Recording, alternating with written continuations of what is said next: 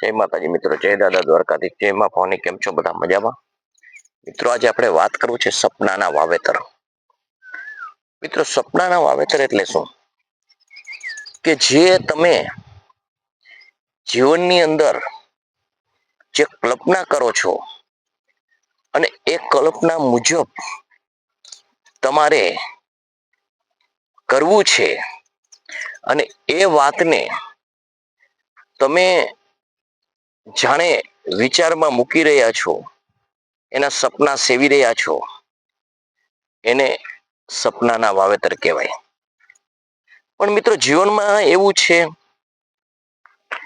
કે કોઈ પણ સપનું સેવવાથી કે કોઈ પણ એનું વાવેતર કરવાથી એ ક્યારે ઉગે? તો જીવનની અંદર એવું છે મિત્રો કે જ્યારે સપનું સેવવું અને એને સાકાર કરવું, એમાં ઘણો ફરક હોય છે.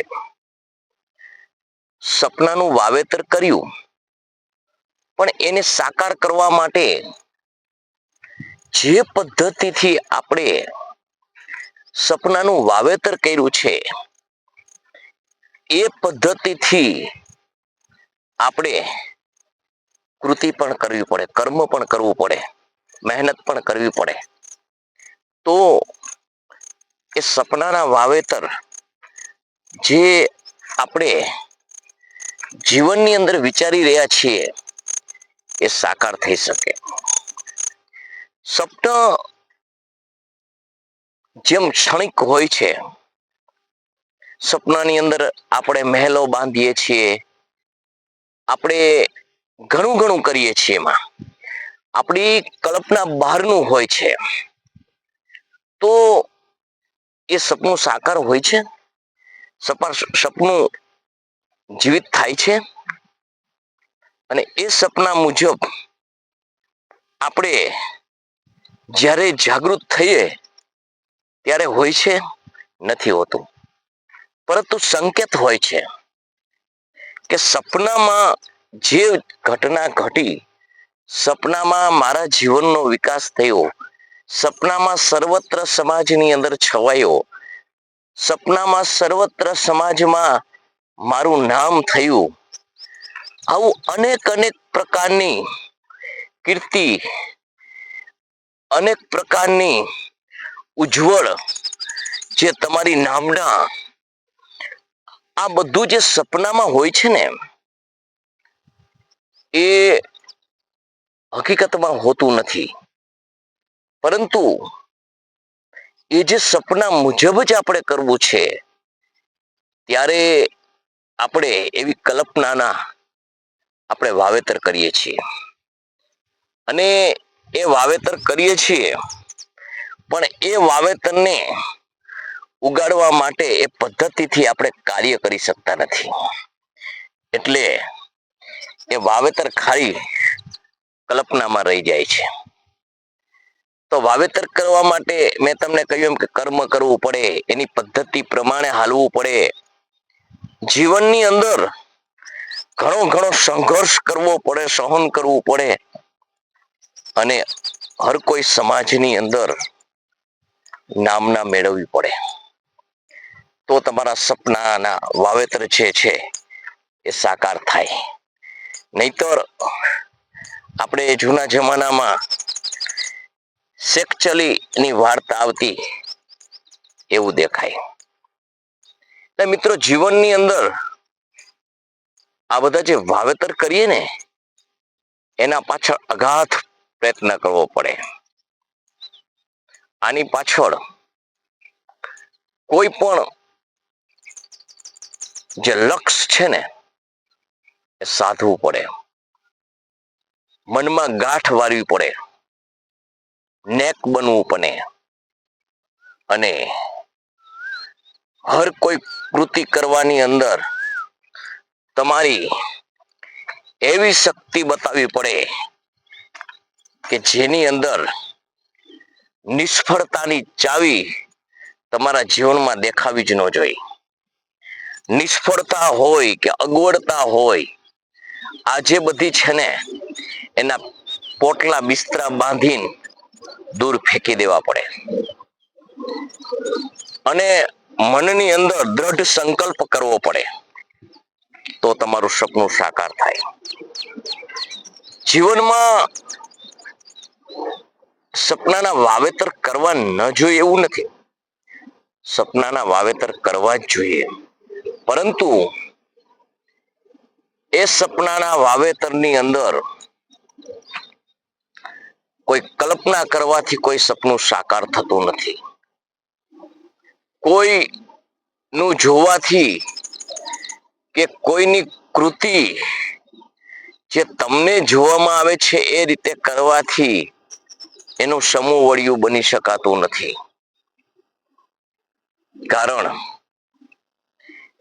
કે જે મેળવે છે ને એની થિયરી છે ને એ અલગ હોય છે, અને એ થિયરી એની બુદ્ધિ પ્રમાણે હોય છે. જ્યારે બુદ્ધિના પ્રકાર જુદા જુદા હોય છે, મારા તમારા બધાના, એટલે ન્યા આપણે થાપ ખાઈ જાય છે. પરંતુ મારે મારા સપનાનું વાવેતર કરવું છે, મારે કોઈ પ્રકારે આગળ વધવું છે,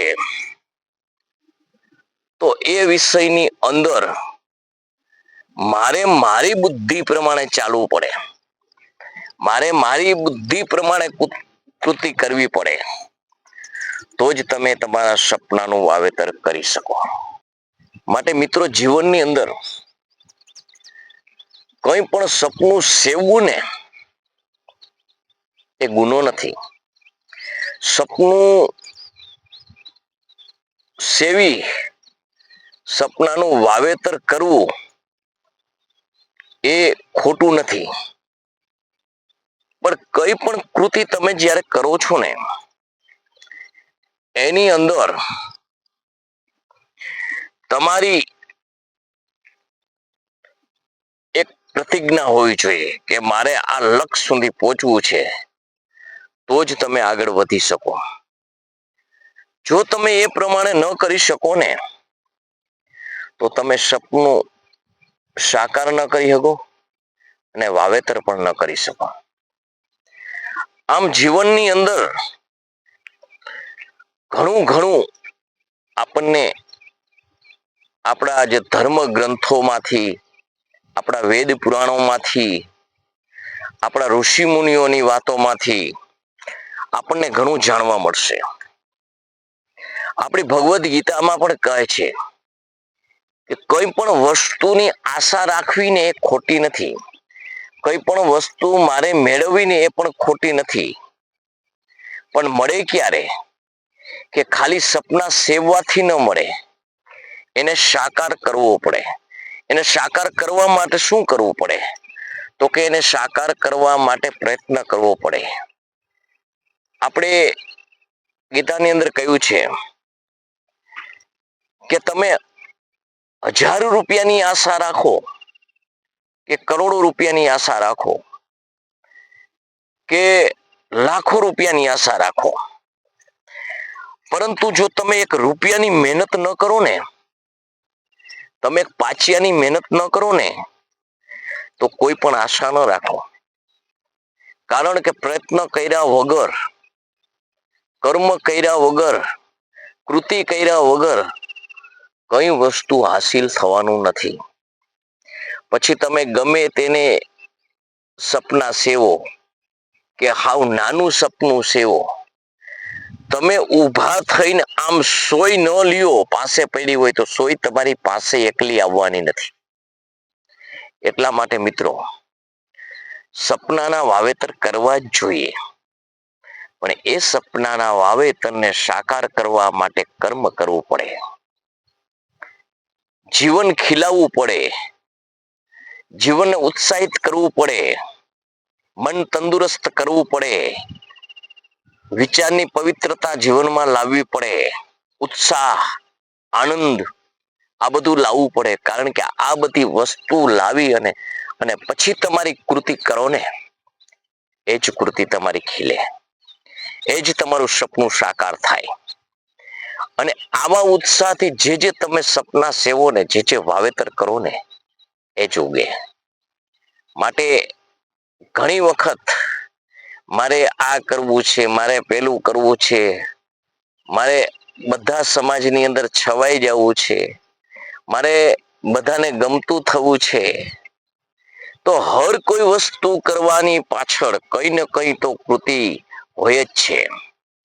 એની થિયરી અલગ હોય છે, એની પદ્ધતિ અલગ હોય છે, એમાં વિચારવાની શક્તિ અલગ અલગ હોય છે, એમાં એની પ્રણાલિકા એ બધું અલગ અલગ હોય છે.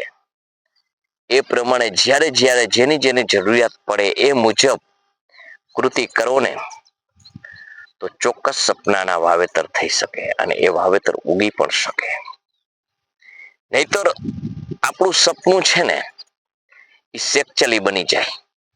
કારણ કે કોઈ પણ સમાજની અંદર હોય અને તમે વાત મૂકો કે મારે આવી રીતનું કરવું છે, એટલે તમે જે વાત મૂકી કે એક વિદ્યાર્થી છે દાખલા તરીકે એમ કહે છે કે મારે ફલાણું ભણી અને આ બનવું છે, પરંતુ એ જે બોયલો છે ને એની નોંધ આખા સમાજે, કુટુંબ પરિવારે બધાએ લઈ લીધી છે.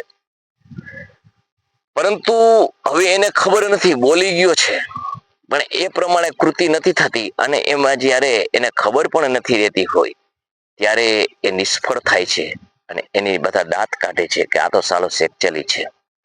પણ એ ક્યારે થાય છે કે તમે એની પદ્ધતિ પ્રમાણે અપનાવ્યું નથી. જે તમે વાત કરી છે, જે તમે સપનું સેવ્યું છે, જે તમે વાવેતર કરવા માંગો છો, એ વાવેતર જે કરવું છે ને એની એક પેન અને નોટ લઈને નોંધ કરો અને એ પાનું છે ને તમારી દિવાલ સામે કાયમ સવારે જાગો ને ત્યાં ચોડી દો.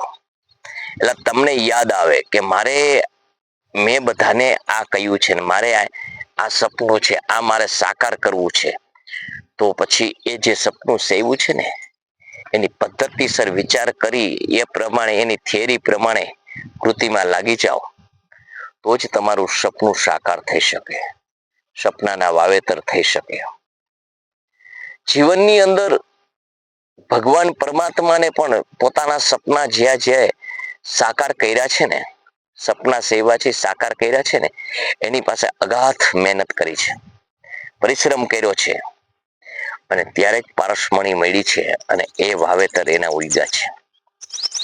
મને ને તમને શીખ દેવા માટે ભગવાન દ્વારકાધીશ એના જીવન પર જ્યાંથી ચાલવા શીખ્યા ત્યાંથી પોતાના અંત સુધી, આ જીવનના અંત સુધી એ પગ વાળીને બેઠા નથી.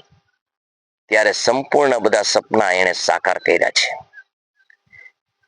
આવી રીતે મિત્રો મેં તમને પેલા પણ કહ્યું કે સપનું સાકાર કરવું હોય ને તો જ સપનાના વાવેતર કરજો. એના પાછળ કૃતિ કરવી હોય ને તો જ સપના સેવજો, નહીતર તમારી નોંધ સેકચલીમાં થશે. આપણે ઘણી ઘણી વસ્તુમાં આપણે જાણીએ છીએ કે ઘણા ઘણા એવા પણ આપણને કિસ્સા સમાજની અંદર જોવા મળે છે કે જીવનભર વાતો જ કરે છે, જીવનભર કંઈક કરી બતાવવાની વાતો જ કરે છે, પણ જીવન સાલું ખલાસ થઈ જાય ત્યાં સુધી કશું પણ કરી શકતો નથી. આવું ન થવું જોઈએ. એનું 5% પણ કરવું જોઈએ, પણ એના પાછળ પરિશ્રમ કરવો પડે તો જ તમે સપનાના વાવેતર કરી શકો. તો મિત્રો આ વિડીયો તમને કેવો લાગ્યો એ મને જણાવજો. લાઈક કરજો, શેર કરજો, સબસ્ક્રાઈબ કરજો અને કોમેન્ટ કરજો. જય માતાજી, જય દાદા દ્વારકાધીશ, જય મા ભવાની.